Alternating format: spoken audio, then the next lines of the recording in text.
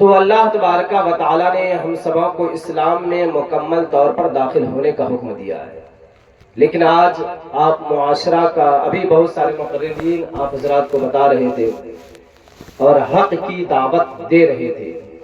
علماء فرماتے ہیں کہ حق بات بولنا ایک بہت بڑا جہاد کا کام ہے، اور خاص طور پر ظالم و جابر بادشاہ کے سامنے یہ بہت بڑا جہاد کا کام ہے، اور نبی کا بھی فرمان ہے۔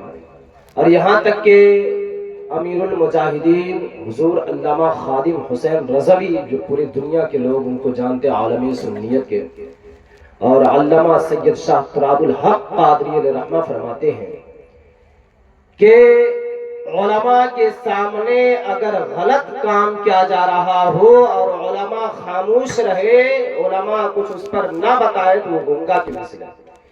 یعنی یہ کہ اس کے سامنے برائی ہو رہی ہے، اس کے اندر طاقت ہے علماء کے اندر، تو چاہیے کہ اسے وہ بیان کرے۔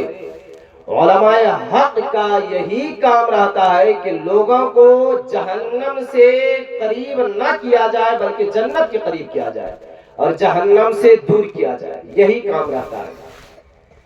تو انسانوں کو چاہیے، جو انسان برا کام کرتا ہے اس انسان سے نفرت نہیں کرنا چاہیے، بلکہ اس فعل سے، اس کام سے، اس ورب سے انسان کو نفرت کرنی چاہیے۔ مان کے چلیے کسی بندے نے غلط کام کر لیا، تو جیسے جھوٹ ہی کوئی بولا، تو اس لفظ جھوٹ سے نفرت کرنا چاہیے، نہیں کہ اسی انسان سے ہی نفرت کرنی چاہیے۔ اسی طریقے سے اسے قریب کرنے کی کوشش کیجئے کہ وہ اچھا یا اعمال صالحہ کرے، چاہے کوئی بھی رہے، کیونکہ جب بندہ برائی میں ملوث ہو جاتا ہے تو وہ پھر اپنی آخرت کو بھی تباہ و برباد کرتا نظر آتا ہے۔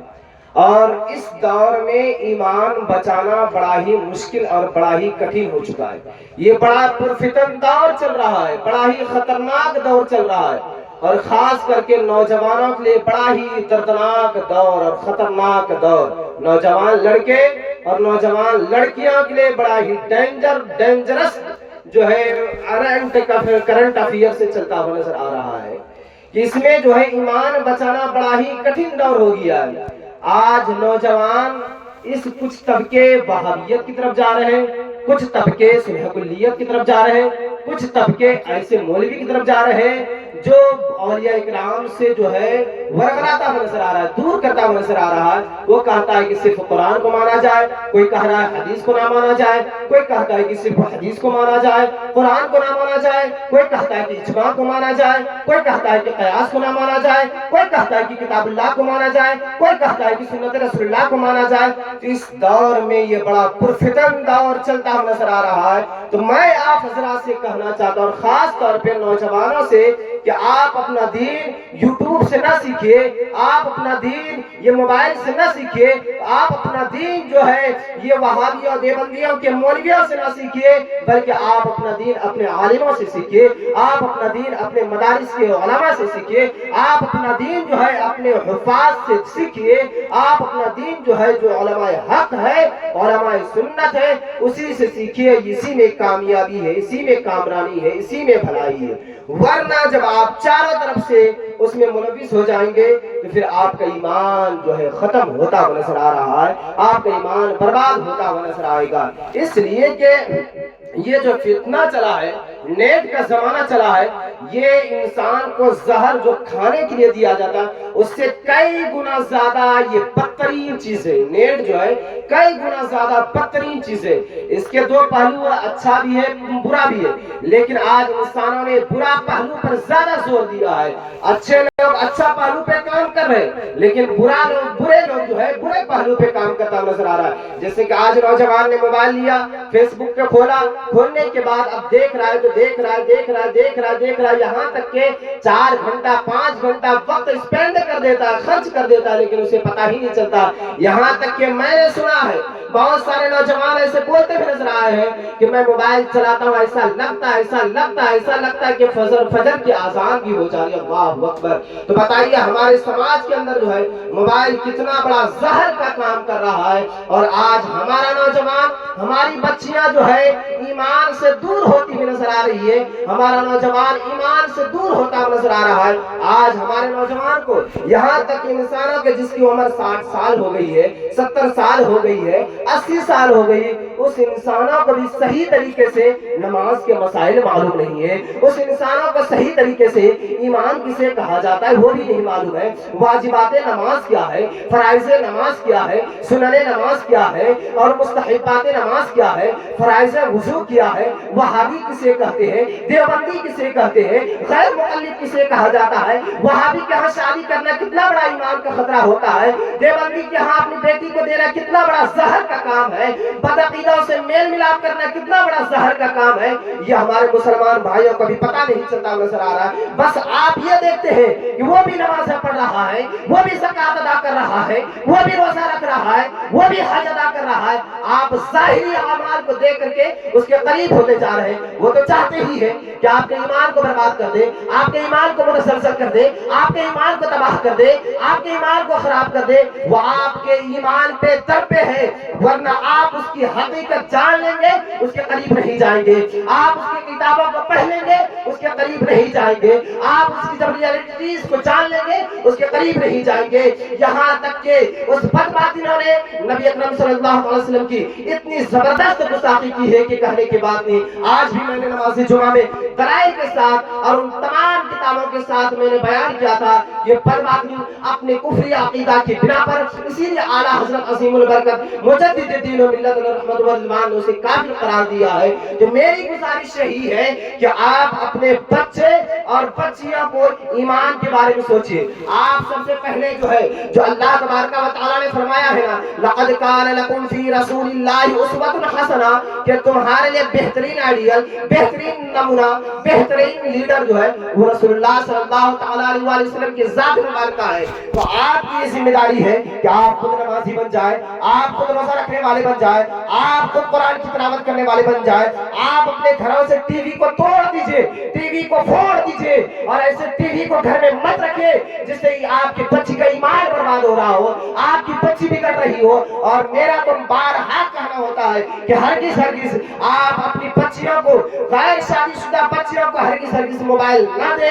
मोबाइल के जरिए से बड़ा ही फितना फैलता जा रहा है, मोबाइल के जरिए से बड़ा ही तबाही की तहरीस पर खड़ी होती हुई हमारी बेटियां नजर आ रही है, हमारी कौम की बच्चियां इर्तिदाद के राहों पर आती नजर आ रही है। आप जब तारीख पढ़ेंगे ना, आप जब खैरों की बात को सुनेंगे, आपको पता चलेगा उसका मनसूबा यही है, उसका मनसा यही है कि हमारी बच्चियों को बर्बाद कर दिया जाए, हमारे ईमान को बर्बाद कर दिया जाए। आज हम सब हिंदुस्तानी हैं, हिंदुस्तान में रह रहे हैं, तो हमारी जिम्मेदारी, हमारी रिस्पॉन्सिबिलिटीज ये है कि हम एक बाइज्जत शहरी बन करके रहें। आप बाइज्जत शहरी, बेस्ट सिटीजनशिप बन करके उसी वक्त रह सकते हैं जब आपके अंदर एजुकेशन होगा, जब आपके अंदर शिक्षा होगी, जब आपके अंदर तालीम होगी। लेकिन आज मुसलमानों के अंदर तालीम नहीं है, आज मुसलमानों के अंदर शिक्षा नहीं है, आज मुसलमानों के अंदर एजुकेशन नहीं है। आप अपने लड़ाई के नाम पर लाखों लाखों रुपया खर्च कर देते हैं, आप केस के नाम पर हजारों पैसा खर्च कर देते हैं, आप अय्याशी के नाम पर लाखों लाखों पैसा खर्चा कर देते हैं, शादी डीजे बाजे ताशे के नाम पर